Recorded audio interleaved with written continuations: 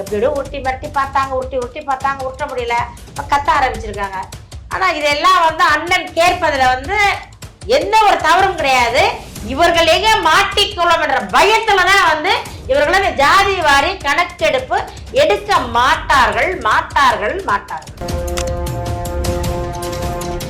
நம்மளுடைய திரு இபிஎஸ் அவர்கள் கடந்த ஆட்சி நிறைவேறும் நேரத்தில் ஒரு 10.5% வந்து வன்னியரின மக்களுக்கு தனி ஒதுக்கீடுன்னு கொடுத்தாரு.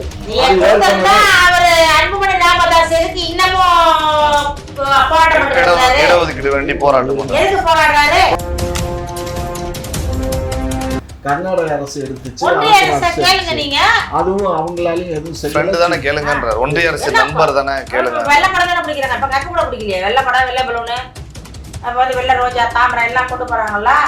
ஆவன்னா ஓடிடுறாரு. இப்போ ஒன்றிய அரசு அங்கிருந்து மோடிக்கு வந்து என்ன பாதுகாப்பு வளையம் கொடுக்குறாரு. பிளைட்டுக்கு படிக்கட்டுக்கு கீழே போய் கூட வீல் போட்டோமா ஒன்றிய அரசுக்கு. ஒன்றிய அரசு சரி, நீங்க என்ன சொல்றீங்க? நாங்க எடுக்க முடியாது. 30 வரைக்கும் வெயிட் பண்றீங்களா? ஆமா. அப்ப அதுல உங்க ஆட்சி இருக்குன்னு நினைக்கிறீங்க? 2026லயே மறுபடியும் வருவாங்கன்றாரு. ஏமா அப்படி ஒரு கனவு காண்றியா நீங்க? அதான் நான் உங்களை திரும்பி கேக்குறேன். நாங்க கனவு காணல, எங்கது உண்மைதான். மக்கள் எல்லாம் நாசமா போய் கிடக்குறாங்க. இருக்க வீடு இல்ல, திங்க சோறு இல்ல, கட்ட துணி இல்ல, குடிக்க தண்ணி இல்ல, நாடு நாசமா போச்சு. இதுல 26ல இவங்க வந்து என்ன பண்ணுவீங்க? உங்க சாதனை என்ன சொல்லுங்க? திராவிட மாடலின் சாதனை என்ன?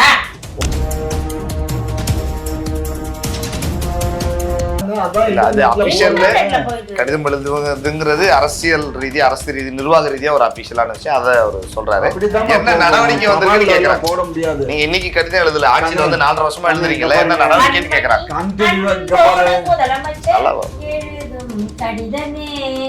நல்லா பாடுறாங்க.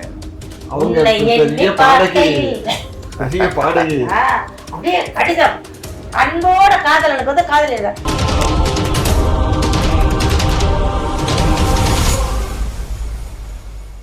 குக்கு நேயர்களுக்கு பிரபாகரனின் அன்பு வணக்கம். இன்றைய நிகழ்ச்சியில் நம்மோடு 2 சிறப்பு விருந்தினர்கள் இணைந்திருக்கிறார்கள். ஒருவர் நாம் தமிழர் கட்சியினுடைய மாவட்ட கொள்கை பரப்பு செயலாளர் வன்னை சுமதி அவர்கள். வணக்கம். வணக்கம். மற்றொரு சிறப்பு விருந்தினர் திராவிட முன்னேற்ற கழகத்தினுடைய மூத்த முன்னோடி திரு காமாட்சி நாயுடு ஐயா அவர்கள். வணக்கம் ஐயா. வணக்கம். திரு சீமான் அவர்கள் தொடர்ந்து ஜாதிவாரி கணக்கெடுப்பு நடத்தணும் அப்படிங்கிறத கோரிக்கை வைக்கிறார். அதே மாதிரி பல கட்சிகள் கோரிக்கை வைக்குது. ஆனால் ஆளுகிற மாநில அரசும் சரி, மத்திய அரசும் சரி, அதில் பெரிய ஈடுபாடு காட்டினதா தெரியல. என்ன காரணம் தொடர்ந்து நாம் தமிழர் கட்சி வந்து ஜாதிவாரி கணக்கெடுப்பை எடுக்கணும் அப்படின்னு முன்னிறுத்துறதுக்கு? அதாவது எல்லாருக்கும் எல்லாருக்கும் கிடைக்க வேண்டியது கிடைக்கணும். இவர்களை ஜாதிவாரி கணக்கெடுத்த பிரிச்சு கொடுக்கணும். இவர்கள் வந்து குறைந்து விடுவார்கள், சுருங்கி விடுவார்கள். ஏன்னா இவர்கள்லாம் தெலுங்கர்கள். அதனால அதை மறைப்பதற்காகத்தான் இந்த ஒரு டிராமா பண்ணிட்டு இருக்காங்க. அண்ணன் என்ன சொல்றாங்க? ஜாதிவாரி கணக்கெடுங்க, அவரவர்களுக்கு சேர வேண்டியது அவரவர்கள்ட்ட கொடுங்க, அவரவர்கள் கல்வி என்ன சேரணுமோ, என்ன மருத்துவம் எல்லாத்தையும் கொடுங்க, பிரிச்சு கொடுங்க, பொதுவா கொடுங்க, சமமா கொடுங்கன்னு சொல்றோம். அது இவர்கள் வந்து சுருட்டி நிறைய வச்சிருக்காங்க பின்னாடி. ஜாதிவாரி கணக்கெடுத்தா மாட்டிப்பாங்க. அதனால அவர்கள் எடுக்க மாட்டார்கள். அந்த போராட்டம் அப்படின்னா வாயிலிருந்து வந்தாலும் உடனே கைது இவர்கள் வாயிலிருந்து வரும். அந்த போராட்டத்துக்கு இடமளிக்க மாட்டார்கள், ஆர்ப்பாட்டத்தை செய்ய விட மாட்டார்கள், அவங்களை கைது செய்வார்கள். இன்னும் ஒன்று, இப்போ என்ன லேட்டஸ்டா வந்து ஒரு ட்ரெண்டிங் என்ன தெரியுமா? திமுகலாம் கோட்டருக்கு போல 2-3 கோட்டரை கொடுத்து விட்டு அண்ணன் சீமான் பேசும்போது பின்னாடி வந்து கத்த விடுறது. எப்படியோ உருட்டி மரட்டி பார்த்தாங்க, உருட்டி பார்த்தாங்க, உருட்ட முடியல, இப்ப கத்த ஆரம்பிச்சிருக்காங்க. ஆனா இதெல்லாம் வந்து அண்ணன் கேட்பதுல வந்து எந்த ஒரு தவறும் கிடையாது. இவர்கள் எங்க மாட்டிக்கொள்ளும் என்ற பயத்துலதான் வந்து இவர்கள் இந்த ஜாதி வாரி கணக்கெடுப்பு எடுக்க மாட்டார்கள். இல்ல கண்ணு, ஜாதி வாரி கணக்கெடுப்பு ஒன்றிய அரசு தான் எடுக்கணுமே தவிர மாநில அரசு இதெல்லாம் சொல்லக்கூடாது. வேற மாநிலம் எடுத்திருக்காங்க. வேற மாநிலம் எடுத்து என்ன புடுங்கிட்டான், என்ன பேசிட்டு இருக்காங்க? நீங்க அப்படி சொல்லல, எடுக்க முடியாதுன்னு சொன்னீங்க. எடுக்க முடியாதுதான். மாநில அரசு எடுக்க வேண்டிய அவசியம் இல்ல, முடியாது. என்ன காரணம்னா, அதனால ஜாதி வாரி கணக்கெடுப்பு எடுக்கிறதுனால மாநில அரசு எதுவும் செய்ய இயலாது. உள்ள ஒதுக்கீடுக்கு தான் உபயோகப்படும். உள்ள ஒதுக்கீடு ஏற்கனவே வந்து நம்மளுடைய ஆதி ஆந்திராக்கு ஒரு 3% கொடுத்தாச்சு. அதுக்கப்புறம் வந்து முஸ்லிம் சகோதரர்களுக்கு ஒரு 3.5% கொடுத்தாச்சு. இது யாருக்கு போய் என்ன கொடுக்க முடியும்? ஏற்கனவே நம்மளுடைய திரு இபிஎஸ் அவர்கள் கடந்த ஆட்சி நிறைவேறும் நேரத்துல ஒரு 10.5% வந்து வன்னியரின மக்களுக்கு தனி ஒதுக்கீடுன்னு கொடுத்தாரு. அவரு அன்புமணி ராமதாஸ் எதுக்கு இன்னமும் கொஞ்சம் பொருடாக்கணும். அதாவது என்னன்னா இத வந்து அவரு கொடுத்தது வந்து எல்லாருமே கோர்ட்டுக்கு போயிட்டாங்க. ஏன்னா அதுல வந்து மொத்தம் 118 ஜாதி இருக்கு எம்பிசில. இவங்க ஒரு ஜாதிக்கு மொத்தம் 10.5% கொடுத்துட்டு மீது இருக்க கோட்டாலையும் இதுல வந்து மெரிட்லயும் அதையும் வரலாம் அப்படிங்கிற ஒரு சட்டத்தை போட்டாரு. அதாவது 118ல ஒரு குறிப்பிட்ட ஜாதிக்கு 10.5% ஒதுக்காச்சு. மொத்தமே இருக்கிறது 29%. 29%ல 10.5 அங்க கொடுத்தாச்சு. மீத இருக்கக்கூடிய 19 சில்லறையில வந்து என்ன பண்றாங்க, இதை வந்து ஓப்பன் இதுல வந்து அவங்களும் வந்து கலந்துக்கிடலாம் அப்படின்னு ஒரு சட்டம் இருக்கு, எல்லாருக்கும் தெரியும். அது பண்ணாங்க. அது என்னாச்சு, சுப்ரீம் கோர்ட்ல போய் அதை அடிச்சுட்டான்.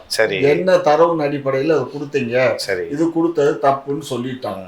ஆகவே இப்ப வந்து அது வந்து உள்ளொதுக்கீடு. இதே வந்து ஒன்றிய அரசு வந்து ஜாதி வாரி கணக்கெடுப்பு எடுத்து எந்தெந்த ஜாதிக்கு என்னென்ன பெர்சன்டேஜ் அடிப்படையில் இடஒதுக்கீடு பண்ணா பார்லிமெண்ட்ல சட்ட வடிவம் கொண்டுட்டு வந்தாச்சுன்னா யாருமே அதுல எழுத்து கேட்க முடியாது. யாரும் நீதிமன்ற படிக்கட்டுகளை மிதிக்க இயலாது. மற்ற மாநிலங்கள் செய்யறப்ப மற்ற மாநிலம் ஒண்ணு இல்ல கண்ணு. இப்ப பீகார்ல பண்ணாங்க. பீகார்ல பண்ணி அவர் அந்த 69% இடஒதுக்கீடுல அவர் தனி இடஒதுக்கீடுக்கா ஒரு ஜீவோ போட்டாரு. அது ஹைகோர்ட்லயே அடிபட்டு போச்சு. சுப்ரீம் கோர்ட் கூட போடல, ஹைகோர்ட்லயே அடிபட்டு போட அது உங்களுக்கு அதிகாரம் கிடையாது, நீங்க கொடுக்க இயலாது, ஒன்றிய அரசு தான் பண்ணணும், சட்டம் ஏத்தணும் அப்படின்னு சொல்லிட்டாங்க. கர்நாடக அரசு எடுத்துச்சு, அதுவும் அவங்களாலையும் எதுவும் செய்யல. கேளுங்க, ஒன்றிய அரசு நண்பர் தானே, கேளுங்க. வெள்ளப்படம் தானே பிடிக்கிறாங்க, இப்ப கப்பு கூட பிடிக்கலையே. வெள்ளப்படம், வெள்ளை பலூனு, அப்ப வந்து வெள்ளை ரோஜா, தாமரை எல்லாம் கொண்டு போறாங்கல்ல, ஆவன்னா ஓடிடுறாரு. இப்போ ஒன்றிய அரசு அங்கிருந்து மோடிக்கு வந்து என்ன பாதுகாப்பு வளையம் கொடுக்குறாரு, பிளைட்டுக்கு படிக்கட்டுக்கு கீழே போய் கூட பிடிச்சிருக்கிறாரு. வெயில் போட்டுருமா ஒன்றிய அரசுக்கு. ஒன்றிய அரசு கேளுங்க, நீங்க தான் அப்படி 52 மார்க் அப்படியே அப்படி நடக்குறீங்களா? எங்களுக்கு இல்லம்மா 52 மார்க் பிரதமருக்கு. ஐயா இந்த நீதியை கேளுங்கன்னு சொல்றேன், உங்களுக்கு கேட்க சொல்லல. பிரதமரை நாங்க கேட்டுட்டோமா? ஒன்றிய பார்லிமெண்ட்லயும் கேட்கிறோம், வெளியிலயும் கேட்கிறோம், எல்லா இடத்துலயும் கேட்கிறோம். ஒன்றிய அரசு அதை ஜாதிவாரி கணக்கெடுப்பு எடுத்த பின்னாடிதான் இந்த இது பிரிவு ஒண்ணு வச்சுக்கிட்டு இருக்கானுங்க. இந்த நாடாளுமன்ற எம்பி தொகுதி வந்து பிரிவு, அதெல்லாம் நாங்க அப்பதான் அதுக்காக தான் எடுப்போம், எடுத்து அப்ப நாங்க பண்ணுவோம்னு அவங்க சொல்றாங்க. அது நாங்க இப்ப எடுக்க முடியாது, நாங்க 30 வாக்குல தான் எடுப்போம்னு அவங்க சொல்றாங்க. ஒன்றிய அரசு. சரி, நீங்க என்ன சொல்றீங்க? நாங்க எடுக்க முடியாது. வெயிட் பண்றீங்களா? ஆமா, அப்ப அதுல உங்க ஆட்சி இருக்குன்னு நினைக்கிறீங்க? 2026லயே மறுபடியும் வருவாங்கன்றாரு. ஏமா அப்படி ஒரு கனவு காண்கிறியா நீயே? அதான் நான் உங்களை திரும்பி கேக்குறேன். நாங்க கனவு காணல, எங்கது உண்மைதான். மக்கள் எல்லாம் நாசமா போய் கிடக்குறாங்க. இருக்க வீடு இல்ல, திங்க சோறு இல்ல, கட்ட துணி இல்ல, குடிக்க தண்ணி இல்ல, வீட்டுல கரண்ட் இல்ல, நேத்துல இருந்து பாருங்க மலம் கூட போக முடியல, அதை அள்ளிட்டு போயிடறானுங்க. அதுக்கு ஒரு ஆள் குரூப் வச்சிருக்காங்க. நாடு நாசமா போயிட்டு இருக்கு. பெண்கள் நடக்க முடியல, பெண்கள் தனியா தூங்க முடியல, சாராய கடை குடித்து தாலி இருக்கிறாங்க, குடிக்க விட்டாலும் செத்து போறானுங்க. நாடு நாசமா போச்சு. இதுல 26ல இவங்க வந்து என்ன பண்ணுவீங்க? உங்க சாதனை என்ன சொல்லுங்க? திராவிட மாடலின் சாதனை என்ன? ஆட்சியிலே மக்களுக்கு செய்த சாதனை என்ன? மாணவருக்கு செய்த சாதனை என்ன?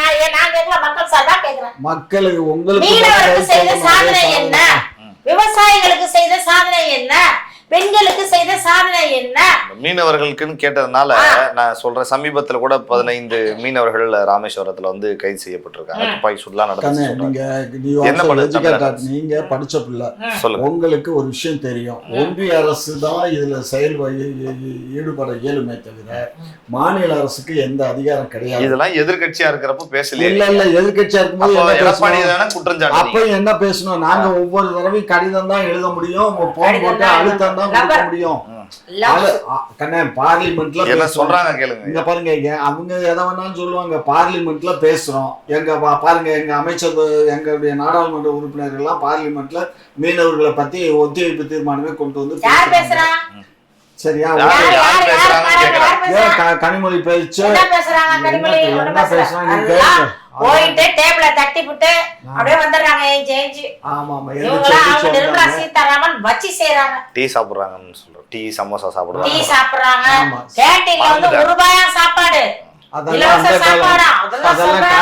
போய் இங்க வந்து ஓட்டு வாங்க, தமிழ்நாட்டு மக்கள்கிட்ட ஓட்டு வாங்குறது, வாங்கிட்டு பிளைட் ஏறிடுறது, போய் அங்க ஜாலியா ஜிம்காராமா உட்காந்துட வேண்டியது, நல்ல சாப்பாடு, நல்ல தூக்கம், தூங்கிட்டு ஆவனா டேபிள தட்ட வேண்டியது. அங்க தட்ட ஆரம்பிச்சவொடனே அங்க வந்து நிர்மலா சீதாராமன் வச்சு செய்யுது. அந்த அம்மா கேட்கிற கேள்விக்கு பதில் சொல்ல முடியல, உடனே ஒடியாந்துருது. வில்லேஜ் அட்டிச்ச நேரத்துல வெளில ஒடியாந்துருது. உடனே ஒரு பதாகை வச்சு மூடிக்கிட்டு இப்படி 3 நாக்கா வைகோ நடப்பாரு. மன்னிப்பு கேள், மன்னிப்பு கேள், கனிமொழியிடம் மன்னிப்பு கேள். எங்க அக்காவுக்கு அப்படி வெக்கமா ஆயிடுச்சு. அந்த மாதிரி வந்து வெக்கப்பட்டா ஐயா வெக்கப்படுறாரு. வாய் கொளறி பெரிய மனுஷன், அவர் வயசு என்ன 83 84 வயசு. வாய் கொளறி கனிமொழியிடம் மன்னிப்பு. அது எப்படி கனிமொழி அவ்வளோ இங்க உட்காந்துருக்கா? அது எப்படி வரும்? ஒரு தமிழ்நாட்டுல ஒரு அரசியல் கட்சி தலைவர் வைகோ எவ்வளவு பெரிய ஆளு, எப்படி பேசக்கூடியவரு, சும்மா சிங்கம் மாதிரியே கரிச்சிக்கிறவர் அவரு. நாடாளுமன்ற குழு தலைவியா இருக்கு, அதனால நாடாளுமன்ற குழு தலைவிட்ட கேளுன்னு சொல்றதுல என்ன தப்பு இருக்கு? தப்பு இல்ல. ஏமா நீங்க இங்க பாருங்க, கால்பட்டால் குத்தம். ஐயோ, நான் வந்து கனிமொழியிடம் மன்னிப்பு கேட்கிற வார்த்தை தவறுன்னு சொல்லல.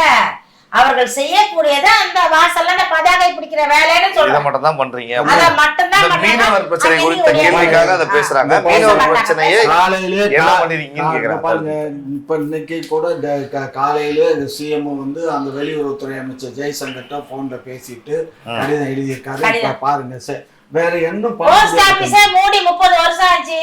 போஸ்ட் மேன ஊருக்குள்ள இல்ல. ஒரு சைக்கிள்ல ஒரு ஜோல்னா பையன் மாட்டிக்கிட்டு வந்து சுத்திக்கிட்டு இருந்தாங்க.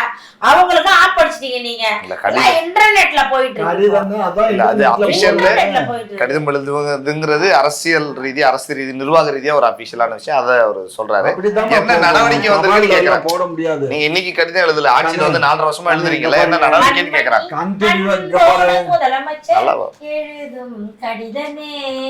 நல்லா பாடுறாங்க.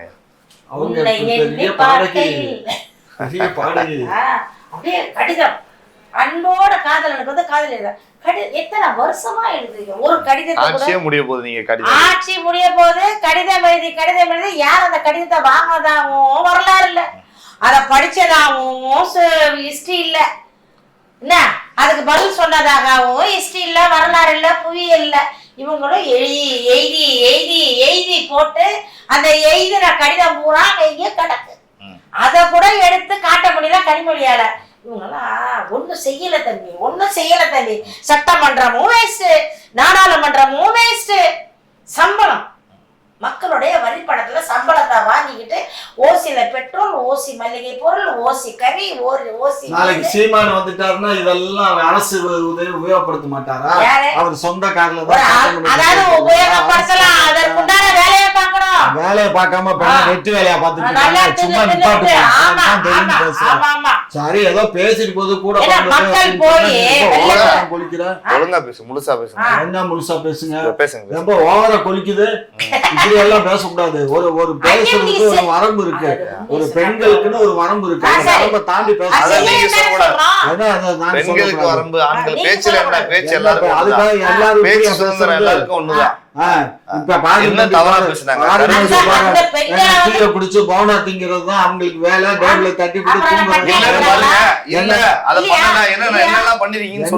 என்ன பண்ணல, எங்கதான் பேசவே விடுறது இல்லையா? ராகுல் காந்தியே பேச விடலன்னு ராகுல் காந்தி நேத்துக்கே வெளியில வந்து பிரஸ்ல சொல்றாரு, நான் வாய் திறந்தாலும் சபாநாயகர் மைக் ஆஃப் பண்ணிடுறாரு, பேச விட மாட்டேங்கிறாருன்னு. அவர் அதிகமா எங்களை காட்டுல அதிகமா நாடாளுமன்ற உறுப்பினர்களா வச்சிருக்க அவருக்கே எதிர்கட்சி தலைவருக்கு அதுதான் அங்க நிலைமை. எங்களுக்கு என்ன நிலைமை? தமிழ்நாட்டுல நீங்க என்ன எதிர்கட்சியை பேச வருவீங்களா? நாங்க என்ன எதிர்கட்சி பேச? வேல்முருகன் வெளியே வந்து பேட்டி கொடுக்கலையா? இங்க பாருங்க வேல்முருகன் வந்து எங்க கொறடாவுக்கு கட்டுப்பட்டவரு. அவரு எங்க உதயசூரியன் சின்னத்துல ஜெயிச்சு போனவரு. அவர் இஷ்டத்துக்கெல்லாம் பேச இயலாது. எங்களுடைய கட்சிக்கு கட்டுப்பட்டவரு. எங்களுடைய இதுக்கு நீங்க எது வேணா பண்ணுவீங்க. மக்களால் தேர்ந்தெடுக்கப்பட்டவர். நீங்க எது பண்ணாலும் ஓகேன்னு உங்க கட்சி அவர் இஷ்டத்துக்கு பேச முடியாது. அவர் இண்டிவிஜுவலா ஜெயிச்சு வந்திருந்தாருன்னா பேசலாம். அவர் இல்ல எதிர்கட்சி பண்ருட்டி அவர் ஊரா? ஆமா. அப்புறம் அவர் ஊர்ல அவர் நின்று அவர் மக்கள்கிட்ட ஓட்டு வாங்கியிருக்காரு சொன்னார்ல. பண்ருட்டில அவர் ஊர்ல அவர் நின்றுருக்காரு. திமுக கொடிய வேண்டாம் பிடிச்சிருக்கலாம். அவர் மக்கள் தான் ஓட்டு போட்டிருக்காங்க. அந்த மக்கள் வந்து இது செய்யலன்னு கேட்பாங்கல்ல. கேட்கல வைக்கலங்கிறதெல்லாம் பிரச்சனை இல்ல. எல்லாத்துக்கும் அங்க பாரு ஒரு 3 நிமிஷம் 4 நிமிஷம் 2 நிமிஷம் ஏன்னா கிட்டத்தட்ட 234 பேரும் பேசணும். அதுல எதிர்கட்சி தலைவர் அவரு கிட்டத்தட்ட ஒரு சட்டமன்ற இன்னைக்கு காலையில பிரச்சனை நடந்துகிட்டு போயிட்டு இருக்கு. அதுல அவரு கிட்டத்தட்ட ஒரு 2 மணி நேரம் குறைஞ்சது எடுத்துடுறாரு. பிட்டா அவரும் பேசுறாரு. அவர் பேசுறதுக்கெல்லாம் நாங்க யாரும் கட் பண்றதுல. அதுக்கப்புறம் ஒவ்வொரு எதிர்கட்சி தலைவர்களுக்கு தான் அதிகமா கொடுக்குறோம். ஆளுங்கட்சி உறுப்பினர்களுக்கு கூட டைம் அதிகமா ஒதுக்குறது இல்ல.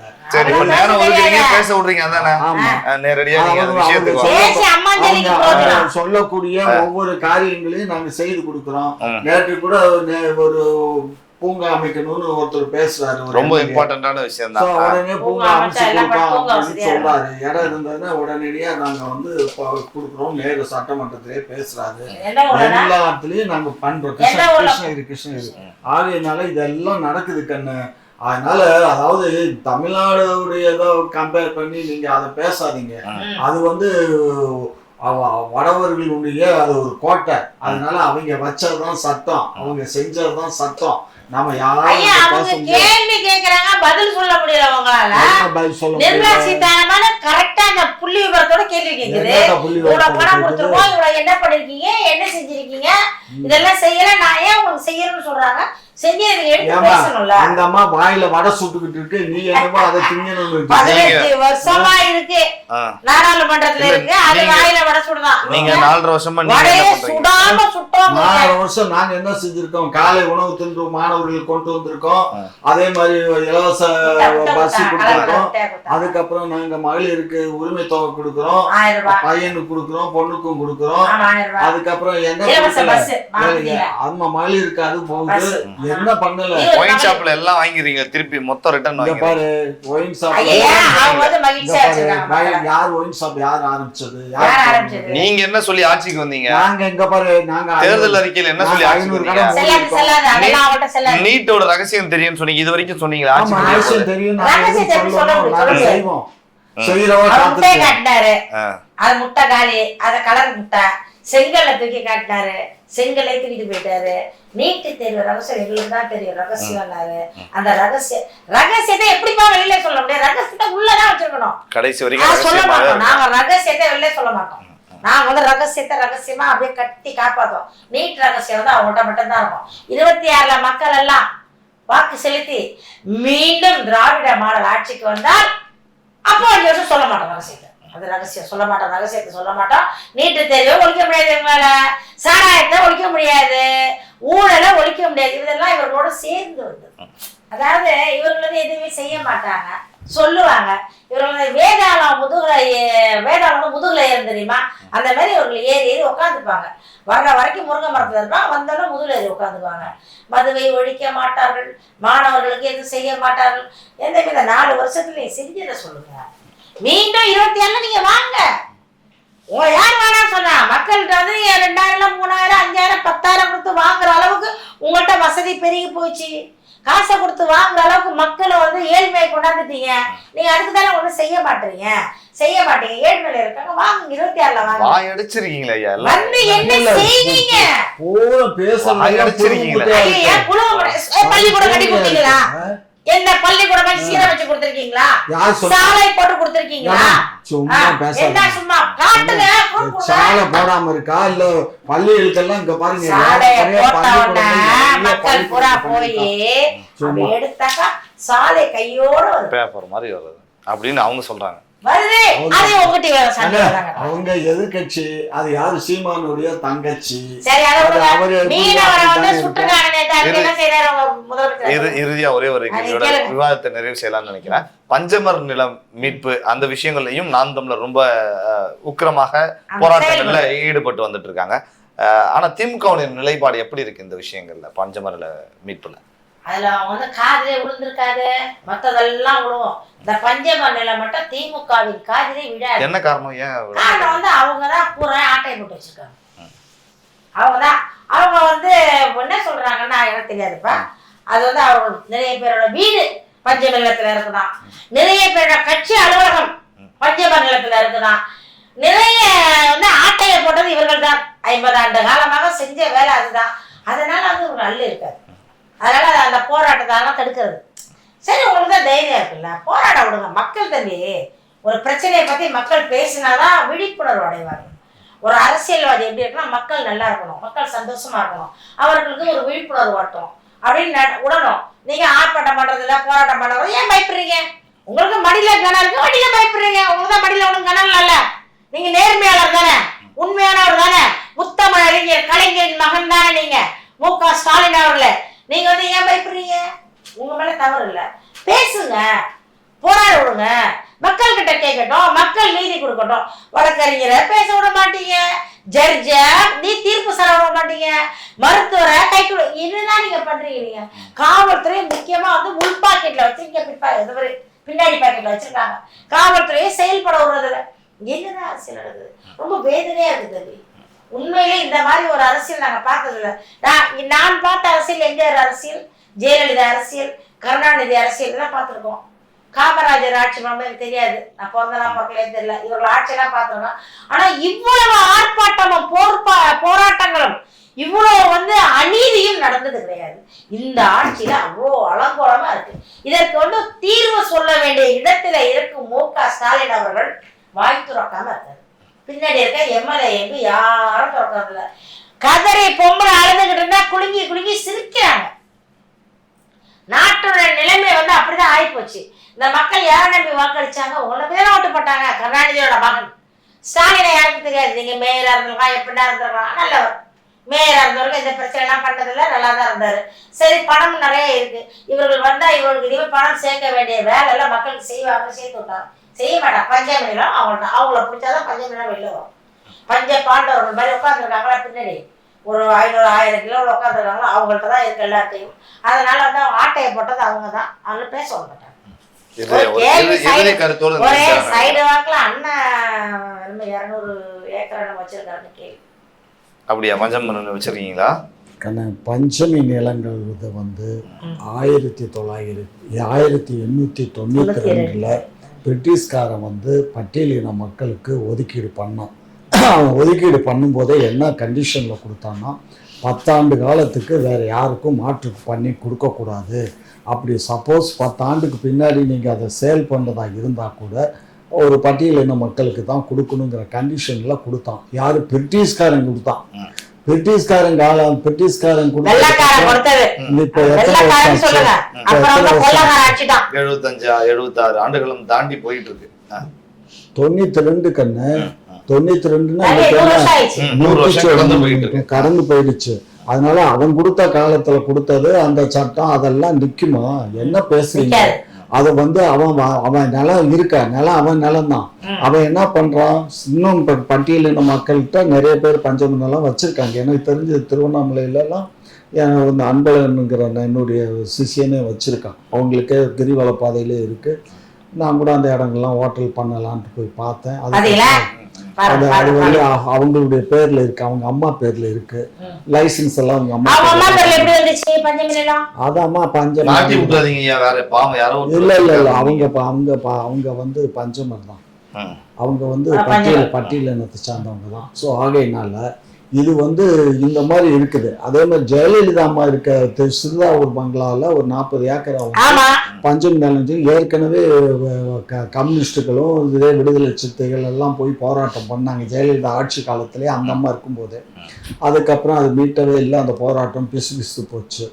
அதனால இப்ப என்ன பண்ணுவார் இந்த டாக்டர்? தம்பி தமிழ்நாடு முழுக்க இருக்கு தம்பி, சென்னையில இருக்கு தம்பி, மாதாவரத்துல இருக்கு, திருவொற்றியூர்ல இருக்கு, தேனாம்பேட்டையில இருக்கு, தேனாம்பேட்டையில இருக்கு. எல்லா இடத்துலயும் இருந்துச்சுன்னா எப்ப 100 ஆண்டுக்கு முன்னாடி கொடுத்த இடம் அப்படியே இருக்குமா? அதனால மாற்று அதனால நீங்க அவன் விட்டுறான்ல கண்ணே, நீங்க புரியாமலே பேசுறீங்க. இங்க பாருங்க, சொல்ல பாருங்க, ஒரு பஞ்சமர் இருக்காரு. இப்ப எங்களுக்கு வந்து என்னன்னா முரசொலி மாறன், எங்க கட்சி ஆபீஸ்ல எங்க முரசொலி மாறன் அலுவலகம் வந்து பஞ்சமர் நிலத்துல இருக்குன்னு சொல்லி இவர் சில இதுல துள்ளி அள்ளி போட்டாரு. யாரு? டாக்டர் ராமதாஸ்.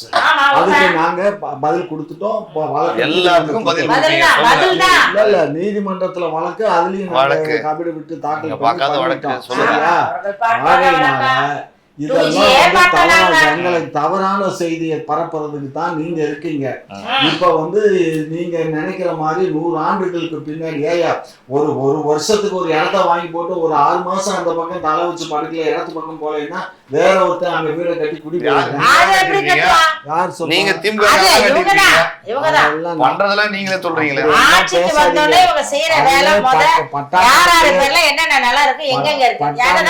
அந்த மாதிரி நிலைமைனா பஞ்சமர் நிலம் வித்துடுவாங்க. அவன் வந்து பஞ்சமருக்கு தான் விக்கணும், பஞ்சமருக்கு தான் வித்துருப்பான். அவன் வாங்கி வாங்கி வாங்கி கண்ண 100 ஆண்டு ஆச்சு கண்ண. 100 ஆண்டுல மாறி மாறி மாறி மாறி வந்துடாதான். இப்போ ஒண்ணு வேண்டாம், உங்களுக்கு ஒரு 10 ஏக்கர் கொடுக்குறாங்க கவர்மெண்ட்ல. இந்த 10 ஏக்கர் வந்து நீங்க கொடுக்கும்போது எப்போ 92ல கொடுக்குறீங்க. ஒரு உங்களுக்கு பிள்ளை 4 பிள்ளையோ 3 பிள்ளையோ இருக்கு. அந்த 10 ஏக்கரா பிள்ளைகளுக்கு பிரிச்சு கொடுக்குறீங்க. நான் 5 தலைமுறை ஆயிடுச்சு. ஸோ 5 தலைமுறை வரும்போது என்ன இருக்கும்?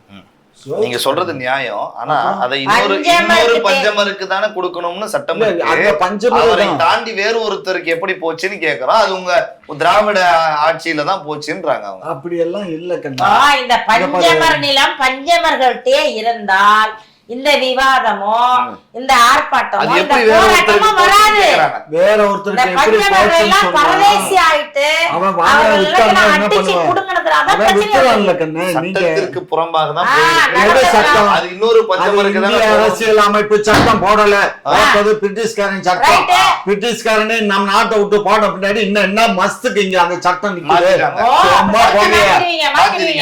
அததான மத்திய அரசு சொல்லுது. பழைய கல்வி கொள்கை இருக்கு, புதிய கல்வி கொள்கையை கொண்டு வரோம்னு. நீ உடனே ஊடு சாச்சிருவிய. உங்களுக்கு ஏத்த ஒரு நியாயம், இதுக்கு ஒரு நியாயம். அதுவும் பிரிட்டிஷ்காரர் போட்டது தானே. அதை மாத்தின மட்டும் திராவிட மாடல்ல வந்து அவங்களுக்கு நியாயம் வேணா 200 வருஷத்துக்கு முன்னாடி வெள்ளக்காரனை கூப்பிடுவாங்க. நாங்களும் அதே பாருக்கண்ண, எங்களுக்கு வந்து மும்மொழி கொள்கை தேவையில்லை, இருமொழி கொள்கை தான் எங்க அரசுக்கு. பஞ்சமர் நிலம் இதுதான் நிலைமை. பஞ்சமர் யார் யாரெல்லாம் லிஸ்ட் கொடுங்க, யார் யாரெல்லாம் எந்தெந்த நிலம் என்னன்னு சர்வே நம்பர் கொடுங்க. நாங்க எல்லாத்தையும் நாங்க மீட்டி கொடுக்கறது முனைப்பா செயல்பட்டு மீட்டி கொடுக்கறோம். அவ்வளவுதான் உத்தரவாதம். ஆமா கொடுங்க, லிஸ்ட் கொடுங்க. நிறைய சொல்லிருக்கீங்க. மக்கள் நம்புறாங்களா இல்லையா அப்படிங்கறத மக்கள் தான் தீர்மானிக்கணும். நீங்க சொல்லக்கூடிய வரலாறு இருக்கு, லிஸ்ட் இருக்கு, எல்லாத்தையும் நாங்க பார்த்து நாங்க மீட்டுறோம். அதனாலதானே சீமான பேச விடுறது இல்ல. இப்ப 10 எங்களுக்கு ஏற்பாடு மூர்த்தி வந்துட்டாரு தெரியுமா? அவர் சூப்பரா பேசுறாரு தெரியுமா? ஐயாவுக்கு நெருங்கிய நண்பர் ஐயா. ஆமா, அதெல்லாம் பார்த்து இப்ப ரொம்ப பயப்படுறாங்க, எல்லாம் சேர்ந்துட்டாங்க. அதனால நாம் தமிழரை வந்து எப்படியாச்சும் ஒழிச்சிட முடியும்னு பாக்குறாங்க. இவர்களை ஒழிக்காமல் நாங்கள் ஓய மாட்டோம். நாங்க வந்து யாரையும் வந்து தனிப்பட்ட முறையில் ஒழிக்கிறோம்னு நினைக்கல. இந்த ஊழல் ஆட்சியை ஒழிக்கிறோம். இந்த மக்களுக்கு தேவையில்லாத ஒரு ஆட்சி, தேவையில்லாத புடுங்கிட்டு இருக்காங்க ஆணிய. இது மக்கள் இவ்வளவு கஷ்டப்படுறாங்க. மக்கள் மீது வந்து எங்களுக்கு அக்கறை இருக்கு, பெண்கள் மீது வந்து மரியாதை இருக்கு. இதையெல்லாம் பார்த்துதான் நாங்க வந்து இந்த மாதிரி ஒரு பணத்தை மட்டுமே குறியாக வைத்துக் கொண்டு கொண்டிருக்கும் இந்த அரசியலை ஒழிக்க வேண்டும். மக்களுக்கு பயன்படாத ஆட்சியை ஒழிக்கணும். அதுதான் எங்களுக்கு நோக்கமே தவிர திமுகவோ அதிமுக மற்ற கட்சிகள் எங்களுக்கு எதிர் கிடையாது. அவர்களோ எங்களுக்கு ஸ்டாலினோ உதயநிதி எங்களுக்கு எதிர் கிடையாது. அரசியல் சரியில்லை. ஒரு வீட்டுக்கு குடிமரம், அந்த வீட்டுல தண்ணி வசதி இல்ல, டாய்லெட் வசதி இல்ல, என்ன பண்ணுவான்? வேற வீடு மாறுறான்ல. அதுதான் அரசியலும். ஒரு வீட்டுக்கு போறோம், கொசு நிறைய கடிக்குது, அந்த தெருவே கொசு. எல்லாரும் சொல்றாங்க ஆமாமா இந்த தெருவுல இங்க ஒரு கம்பெனி இருக்கு, கொசு வருதுன்றாங்க. என்ன செய்வோம்? வேற வீடு மாத்தோம். ஏன்னா நம்ம ரத்தத்தை உறிஞ்சிது. இதை போலதான் ஒவ்வாத ஒன்றை எங்களால் ஏற்றுக்கொள்ள முடியாது. முடியாது. தேவைப்படாத ஒன்று எங்களுக்கு தேவையில்லை. பயன்படாத ஒரு அரசியல் எங்களுக்கு நாங்க பார்க்க விரும்பல. அதெல்லாம் முற்றிலும் தொடச்சி எரிஞ்சிட்டு எங்கள் கட்சியை நான் நாம் தமிழர் கட்சியை கொண்டு வருவோம். கொண்டு வந்து நாட்டு மக்கள் நல்லா செய்யறோம், மக்கள் பார்க்கட்டும். நான் தவறு செய்ய எங்களை தூக்கட்டும்.